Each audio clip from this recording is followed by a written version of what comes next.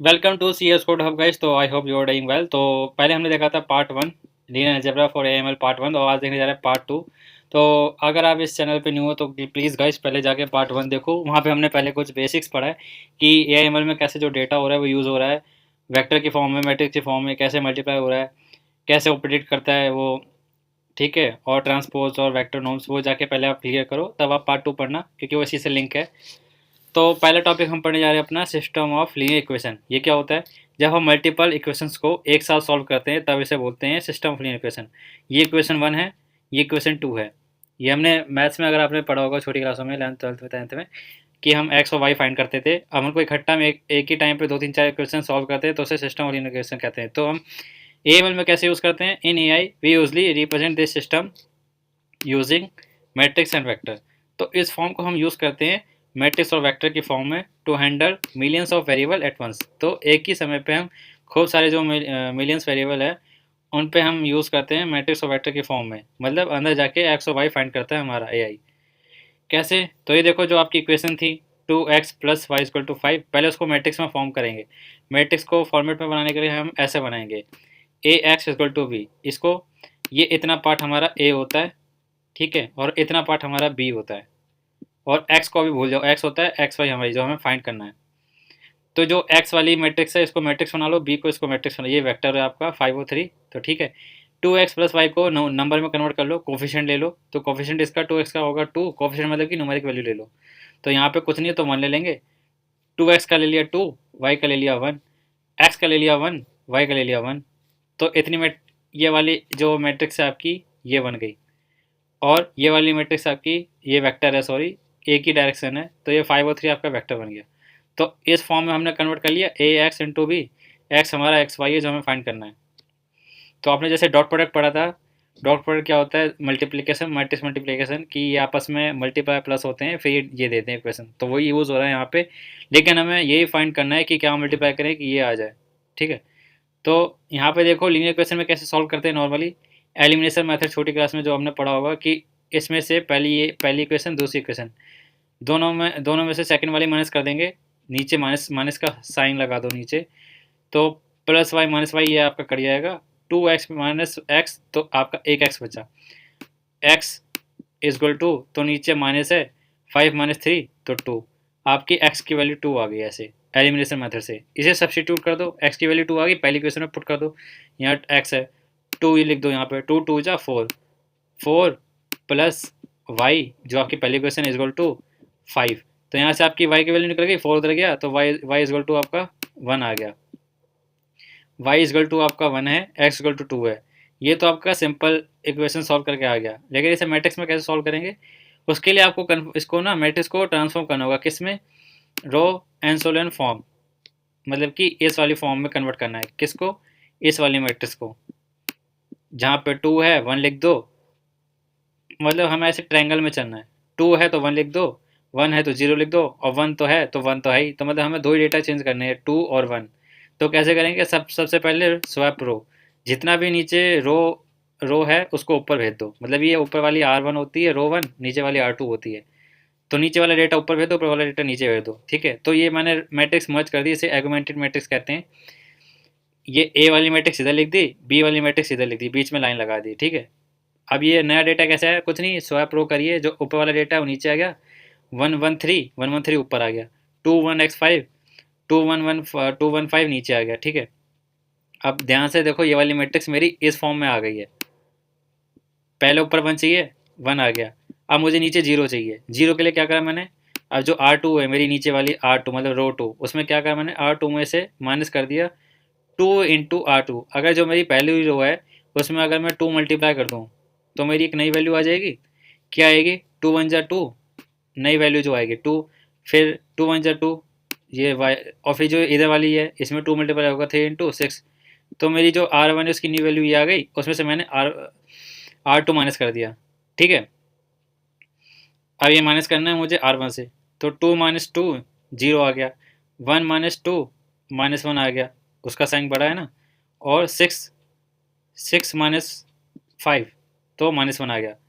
अब मेरी दोबारा से मुझे ये फॉर्म चेक करनी है, इस फॉर्म में आया क्या? ऊपर 1 है, हाँ 1 है, नीचे 0 है, 0 है।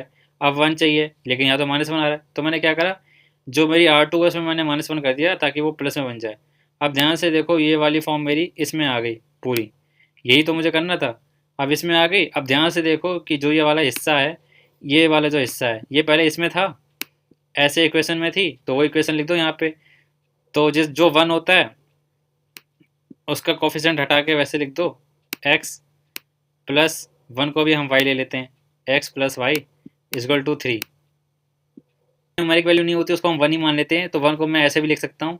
और नीचे वाला जो x है वो 0 हो गया, और y की वैल्यू आपकी 1 आ गई।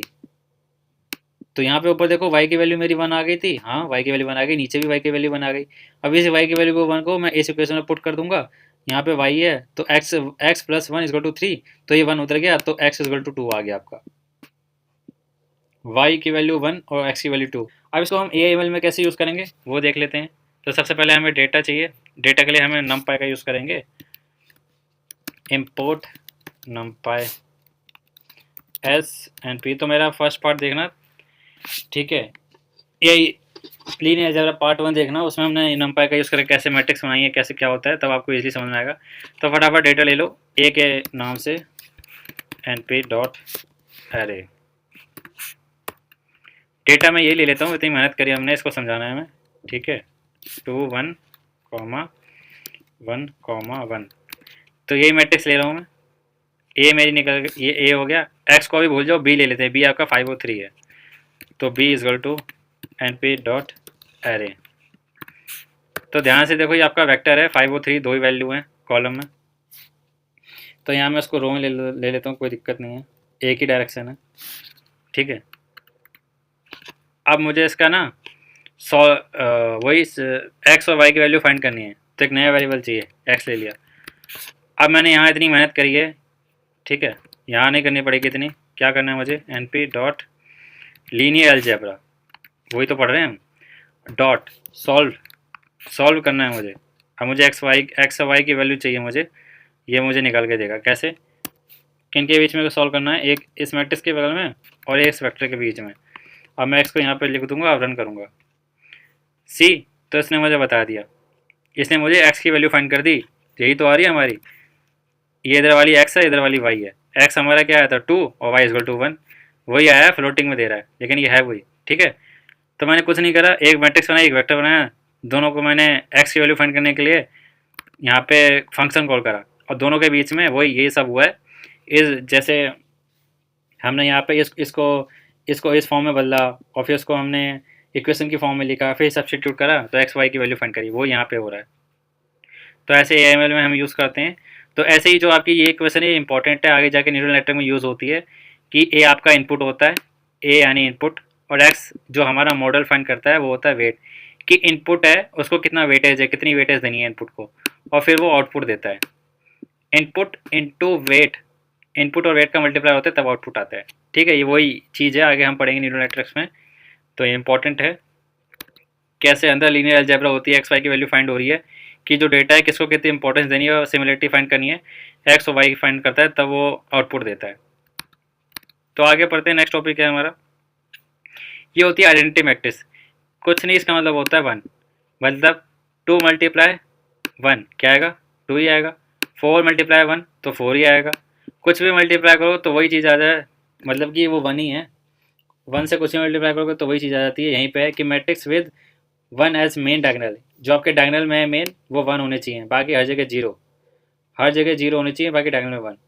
और क्या होता है, मान लो आपकी एक जो मैट्रिक्स है, आपने एक मैट्रिक्स बनाई, और जो आपकी आइडेंटिटी मैट्रिक्स है जिसकी मतलब 1 होता है, दोनों को मल्टीप्लाई करोगे तो वही चीज़ आ जाएगी। तो इसको हम AML में देखते हैं कैसे यूज़ करेंगे। तो फटाफट एक मैट्रिक्स बना लेते हैं, आइडेंटिटी मैट्रिक्स IM करके ले लिया मैंने, np dot array, np dot array. तो एक मैट्रिक्स बनानी है, यही मैट्रिक्स ले लेते हैं, डेटा 2, 3 देन 4, 5, ये हमारी सेकंड रो हो गई। अब आइडेंटिटी मैट्रिक्स के लिए आई ले लेते हैं, यहाँ पे कुछ नहीं, इसमें एक इजी मेथड होता है डॉट आई, इसमें मुझे बस स्ट्रक्चर बताना है। यहाँ पे मैं 2 लिखूँगा तो 2 से क्या होगा, 2 रो 2 कॉलम बन जाएगी, ताकि इसके बराबर हो जाए। अब मैं उसको रन करके दिखाता हूँ सिर्फ आई को। तो देखा, ये जो 1010 मेरी ऐसी मैट्रिक्स बन गई। अब मुझे इस पर ऑपरेशन करना है कि आइडेंटिटी मैट्रिक्स क्या कहती है। तो एक और आप ले लेते हैं, डी नाम से वेरिएबल ले लिया मैंने फटाफट। मुझे ये करके दिखाना है ए इंटू आई। तो ए आपका क्या है अभी, आई एम, यही तो मैट्रिक्स बनाई है अभी मैंने, ठीक है। अब मुझे मल्टीप्लाई करना है। पार्ट 1 में देखोगे ना, पे सीधा समझ आएगा एट द रेट मैंने क्यों लिखा है, और इंटू आई लिख दो, ठीक है। तो आई एम आपकी क्या है, एक मैट्रिक्स मैंने मैट्रिक्स बनाई थी, वो आई एम लिखा नॉर्मल मैट्रिक्स, और एक आई मैट्रिक्स जो ये वाली है। दोनों को मल्टीप्लाई करूँगा तो देखना क्या आएगा। अब रन करा मैंने तो आया 2 3 4 5, यही तो वैल्यू है, यही वैल्यू है। इसको इससे मल्टीप्लाई करा, इसको इससे मल्टीप्लाई करा, तो वही वैल्यू आ गई सेम, वही यहाँ पे हुआ है, ठीक है। आगे पढ़ते हैं नेक्स्ट टॉपिक, मैट्रिक्स इनवर्स। तो ये क्या है, ये थोड़ा इजी मेथड है, किससे, इससे। यहाँ पे हमने एक्स की वैल्यू फाइंड करी, कैसे, इसको ट्रायंगल के फॉर्म में बना के यहाँ पे 1 0 0 1 आया, और फिर यहाँ पे सब्सटीट्यूशन करा, एक्स वाई की वैल्यू फाइंड करी, ठीक है। एक्स वाई, तो यहाँ पे इतना मेहनत नहीं करना। यहाँ पे देखो क्या करेंगे हम, मैट्रिक्स इनवर्स, मतलब कि जो आपकी जो मैट्रिक्स है, ये वाली चीज़ देखो, अभी हमने ये पढ़ी थी एक्स इक्वल टू बी। अब मैं ए को इधर भेज दूँ, ये अभी मल्टीप्लाई में, तो इधर जाके डिवाइड हो जाएगा, तो ये डिवाइड हो गया, इसके ऊपर साइन लगा दिया इनवर्स का, तो ये मैट्रिक्स इधर गई, तो इनवर्स मैट्रिक्स बन गई इंटू बी। और ये इनवर्स मैट्रिक्स कैसे निकलती है, इसका फॉर्मूला होता है ये एडजेसेंट ए अपॉन में डिटरमिनेंट ए। तो ये फॉर्मूला होता है, इससे आपकी इनवर्स मैट्रिक्स निकलती है। तो कुछ नहीं, इसका हम इसलिए यूज़ करते हैं हमारी एक्स की वैल्यू निकल जाए, एक्स यानी कि एक्स और वाई, जो हमने अभी पिछली पार्ट में अभी पहले सॉल्व करा था एक्स और वाई की वैल्यू के लिए। तो अब मुझे ना, पहले क्या था, बगल में मल्टीप्लाई होता है हमेशा ए वाई से, लेकिन यहाँ पे क्या करा हमने, ए को इधर भेज दिया, तो इनवर्स मैट्रिक्स बन गई। तो सबसे पहले इनवर्स मैट्रिक्स फाइंड करो, वो कैसे करते हैं। मान लो ये आपका डेटा है, ये नॉर्मल मैट्रिक्स है, इसको इन्वर्स करने के लिए ये फॉर्मूला होता है, क्या होता है, 1 में a d minus b c. A d मतलब कि ये आपका ए हो गया, ये आपका बी, ये आपका सी, ए डी। तो ए इंटू डी हो गया आपका 2 माइनस बी इंटू सी, 1 तो 2 - 1 और 1/1, तो यहाँ पे 1 ही बचा, और ये ब्रैकेट ले लिया, और यहाँ पे आपस में क्या हुई, वैल्यू स्वैप हो गई। जो क्या करा, 2 नीचे चला गया इस फॉर्मूले के हिसाब से, बस फॉर्मूले के हिसाब से हमने वैल्यू स्वैप कर दी, ठीक है। और आगे तो 1 ही है जो सॉल्व करा, तो ये हमारी हो गई इनवर्स मैट्रिक्स। तो ये हमारी थी नॉर्मल मैट्रिक्स, ये हमारी निकल गई इनवर्स मैट्रिक्स इस फॉर्मूले पे बेस पे। और ये फॉर्मूला है यहाँ से, ए इनवर्स मतलब कि एडजेसेंट ए अपॉन में डिटरमिनेंट ए। अब क्या करना है, वही जो हमारी ये इक्वेशन है, इसको सॉल्व करो, x equal to a inverse b. तो ए इनवर्स हमारी निकल गई, ए इनवर्स लिखा, अब ए इंटू बी। अब दोनों को मल्टीप्लाई करो तो हमारी एक्स वाई की वैल्यू फाइंड हो जाएगी। तो ये इजी मेथड है थोड़ा, कि बस मल्टीप्लाई करो फाइंड हो जाएगी। और यहाँ पे क्या था कि पहले इसकी फॉर्म चेंज करो, 1 0 1 में आ जाए, फिर सब्सटीट्यूट करना है। यहाँ पे ऐसा नहीं है, बस यहाँ पे इनवर्स निकाल के मल्टीप्लाई कर दो, एक्स वाई की वैल्यू निकल जाएगी। तो कैसे करेंगे वो भी देख लेते हैं। तो सबसे पहले मुझे ये मैट्रिक्स बनानी है, M1 ले लेता हूँ मैं यहाँ पे, np डॉट एरे, फटाफट मैट्रिक्स बनाओ, 2, 1। सेकेंड रो ले लेते हैं अपनी, 1 1 ही है, ठीक है। अब मुझे इसका पहले इन्वर्स निकालना है, पहले मैं इन्वर्स ही तो निकाला है, तभी इस इक्वेशन में मैं लिखूंगा ना। अब इसका इन्वर्स निकालने के लिए क्या करना है मुझे, M1, एक नया वेरिएबल बना रहा हूँ M इन्वर्स, ठीक है। np डॉट लीनियर अलजेब्रा, ये मेरा फंक्शन है, इसको कॉल करूँगा डॉट, ये मेरे निकालेगा इन्वर्स, किसका निकालना है, M1 का। अब मैं अपनी M1 लिखता हूँ, अब मैं इसको रन करता हूँ, सी। तो जो मेरी मैट्रिक्स है ये इन्वर्स मैट्रिक्स निकल गई, जो मल्टीप्लाई थी उधर जाके डिवाइड हो गई, तो मतलब इस इक्वेशन के आपसे ये इन्वर्स मैट्रिक्स होती है। तो मेरी ये वैल्यू आई थी, यही आ रही है, हाँ यही तो आ रही है, 1 1 -1, ये आ रही है फ्लोटिंग में, यहाँ पे मैंने नॉर्मल लिखा है, ये मेरी आ गई। तो ये इन्वर्स मैट्रिक्स मेरी निकल गई। अब मुझे एक्स की वैल्यू फाइंड करनी है, वही x equal to a inverse b. तो एक बी मैट्रिक्स ले लेते हैं, बी में हमें क्या डेटा चाहिए, ये वेक्टर ले लेते हैं, सॉरी, np डॉट एरे 5, 3, ठीक है, 5, 3। अब मुझे क्या करना है, अब मुझे यहाँ पे करना है x is equal to m1 dot in, जो m इनवर्स है उसका मल्टीप्लाई करना है किससे, जो आपका v1 है।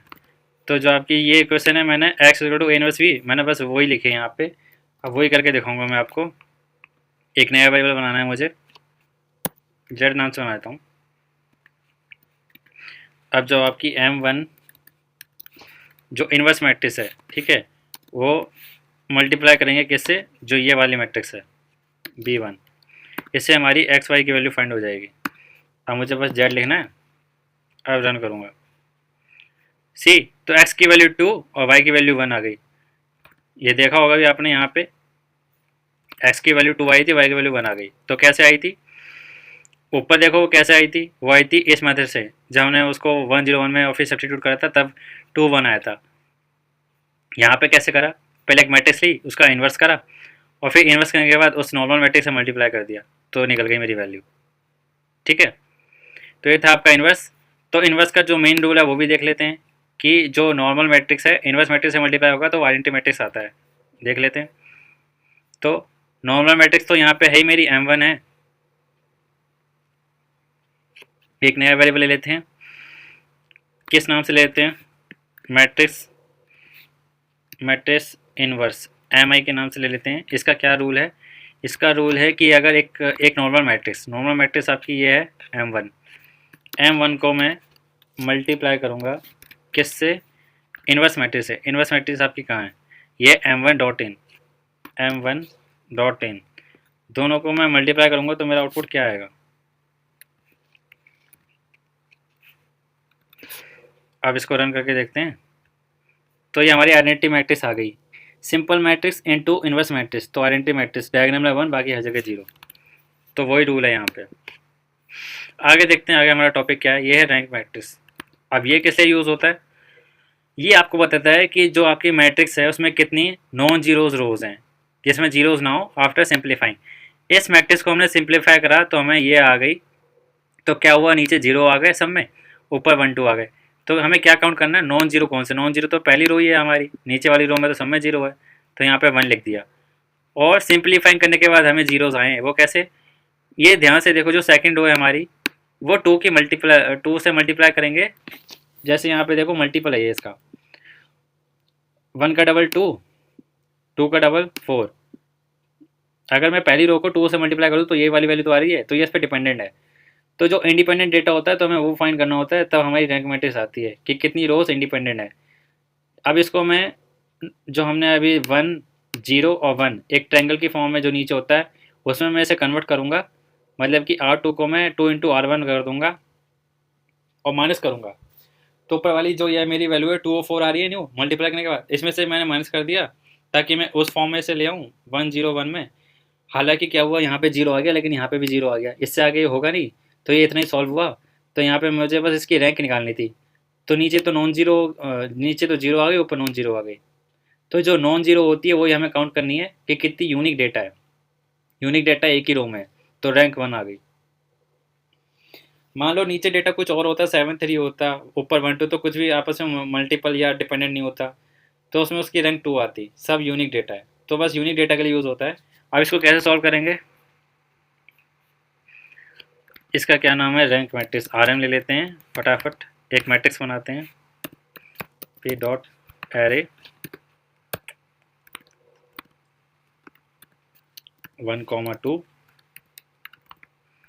और 2 4। अब इसकी रैंक फाइंड करनी है, कैसे करेंगे। रैंक एक वेरिएबल बना लिया मैंने, np डॉट, तो ये किसका पार्ट है, लीनियर अलजेब्रा का पार्ट है। मेथड कॉल करेंगे, मैट्रिक्स रैंक किसकी निकालनी है, RM की। तो यहाँ तो तुम्हें पता चल रहा है इसका मल्टीपल है ना। तो नॉन जीरो हमारी एक ही रो थी। अब इसको देख लेते हैं ये क्या बताता है। पहले हमने मैथ से यूज़ करी, अब नॉर्मल देखते हैं प्रोग्राम में। तो देखा 1 ही बता रहा है, क्योंकि ये सेकेंड वाली रो इस पर डिपेंडेंट है। तो जितना यूनिक डेटा आएगा उतनी रैंक बढ़ती जाएगी, और रैंक कम है मतलब कि यूनिक डेटा हमारे पास बहुत कम है, डुप्लीकेट डेटा ज़्यादा है। तो आगे पढ़ते हैं। ये है लीनियर इंडिपेंडेंस, मतलब कि एक मैट्रिक्स और वेक्टर जब उसमें रो और column are linearly independent if one can not be made from each other, मतलब कि कोई डेटा दूसरे से रो कॉलम से ना बना हो, मतलब कि वही जो रैंक का मतलब है। तो जैसे हमने अभी रैंक में देखा, रैंक क्या करता है, रोज कॉलम बताना है कितने डिपेंडेंट इंडिपेंडेंट है। यहाँ पे पूरी वेक्टर मैट्रिक्स बताते हैं कि लीनियर इंडिपेंडेंट नहीं है, ये डिपेंडेंट डेटा तो नहीं है, डुप्लीकेसी नहीं है। तो कैसे चेक करते हैं, अगर रैंक बराबर है नंबर ऑफ कॉलम के, तो यहाँ पे अभी रैंक देखो 1 आई है, तो नंबर ऑफ कॉलम के बराबर है क्या, नहीं। यहाँ पे रैंक 1 आई है, कॉलम कितने हैं, रोज 2 है, कॉलम 1 है, वो रोज 2 है, कॉलम भी 2 है, तो ये बराबर नहीं है। ये क्या है, number of columns, number of columns 2 है, 1 है, तो ये डिपेंडेंट डेटा हो गया। तो मैं इसको चेक कैसे करेंगे, चेक करने के लिए if rank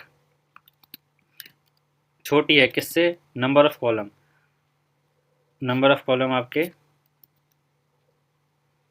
R M dot सेप से मैं निकाल लेता हूँ, सेप से, सेप में पहले रो होती है फिर कॉलम होता है, मुझे कॉलम के नंबर चाहिए, तो उसके लिए मैंने 1 लिख दिया, ठीक है। इसका मतलब है कि अगर कॉलम है, अगर इसमें जो कॉलम नंबर ऑफ कॉलम ज़्यादा है रैंक से, तो क्या प्रिंट करेगा कि वो डेटा ना डिपेंडेंट है, डिपेंडेंट है, डुप्लीकेट डेटा ज़्यादा है, प्रिंट करवाना है मुझे। एल्स, एल्स नहीं तो प्रिंट करना है डेटा यूनिक है, यूनिक डेटा है।